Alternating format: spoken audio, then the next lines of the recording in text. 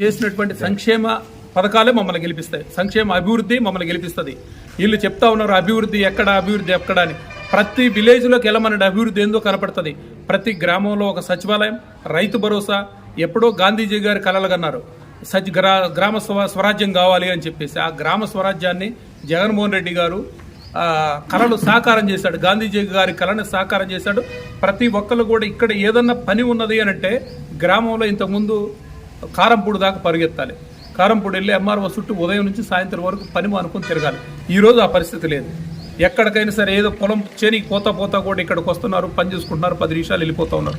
ఈ రాజ్యం ఇది కావాలా? లేకపోతే అంతకుముందు జన్మభూమి కమిటీలు పెట్టి వేలు దొబ్బేసి శుభ్రంగా ఒక పెన్షన్ కావాలంటే తెలుగుదేశం పార్టీ కార్యకర్త అయి ఉండాలి, లేదు అని అంటే వాళ్ళకి ఏదో ఒకరు సమర్పించుకొని ఉండాలి. ఇలా ఈరోజు అలాంటి పరిస్థితి లేకుండా డైరెక్ట్గా ఎవరి రికమెండేషన్తో పని లేకుండా, నాయకులతో పని లేకుండా డైరెక్ట్గా అకౌంట్లో వేస్తా ఉన్నాడు అని అంటే జనమందరూ మర్చిపోతారా?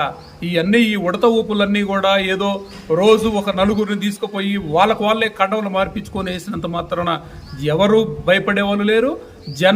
జనం మనసులో గుండెలో సుస్థిరంగా స్థానం సంపాదించుకున్నటువంటి పిన్నెల్లి రామకృష్ణారెడ్డి గారు, ఆయన ఓడించే దమ్ము ధైర్యం ఏ మగాడికి కూడా లేదు. ఈ 3 పార్టీలు కలిసినా గానీ ఆయన ఏదో కేసులకు భయపడి ఢిల్లీ వెళ్ళి ఆయన రేపొద్దున ఆయన ఓడిపోతున్నాననే భయంతో కనీసం కేంద్రం సహకారం అన్న ఉంటే నేను బాగుపడవచ్చు, నేను కేసుల నుంచి తప్పించుకోవచ్చు అనే కారణం చేతనే వాళ్ళతో కలుపుతా ఉన్నాడు. కానీ ఈయన ఆల్రెడీ ఓడిపోయినట్టు అంగీకరించినట్టే. అంగీకరించకపోతే నీకు బీజేపీని ఒక్కడి బలం అయితే ఒక్కడి బలంతో ఉండాలి కదా, ఇక్కడ పోటీ చేయాలి కదా జనసేనను.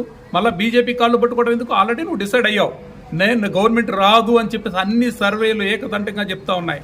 మీ బీజేపీని కలుపుకోవడం వల్ల ఇంకా మైనస్. ముస్లిమ్స్ ఓటర్స్ అన్ని కూడా దూరం అయిపోయినాయి. అందరూ కూడా వైసీపీ పక్షాన్నే ఉన్నారు.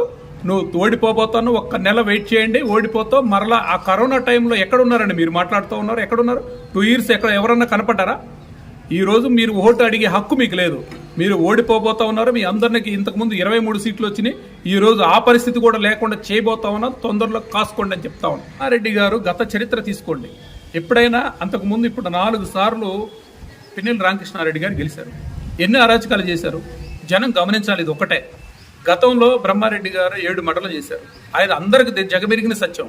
ఆయన చూసి భయపడతారు అనుకుంటారు, కానీ భయపడితే ఓట్లేరు. ఆయన చూసి భయపెట్టచ్చు కానీ ఓట్లేరు. అట్లాంటి పరిస్థితి జనాన్ని ఈ రోజు వాళ్ళు చేసేది ఏంటంటే ఈ టీ స్టార్ల కాడ ఆడ ఏడా చేరతా ఉన్నారు. అది ఒక టీమ్గా ఏర్పడి ఇదిగో తెలుగుదేశం గెలుస్తుంది, గెలవబోతుంది, తెలుగుదేశం గెలుస్తుంది, గెలవబోతుంది అని చెప్పి ఒక ప్రచారం లేపటం, ఆడ గొడవైంది ఇళ్ళే తగలబెట్టుకోవటం, కార్లు తగలబెట్టుకోవటం, ఐబగలు కొట్టుకోవటం చేయటం.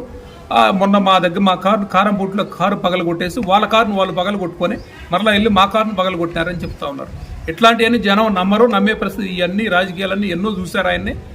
మరలా కూడా ఇప్పటికి ఆల్రెడీ 2 సార్లు ఓడిపోయాడు, 3వ సారి ఓడిపోవడానికి సిద్ధంగా ఉండమని చెప్పారు. ఫ్యాన్ గుర్తుకు ఓటేద్దాం, పిన్నెల్లి రామకృష్ణారెడ్డిని గెలిపిద్దాం.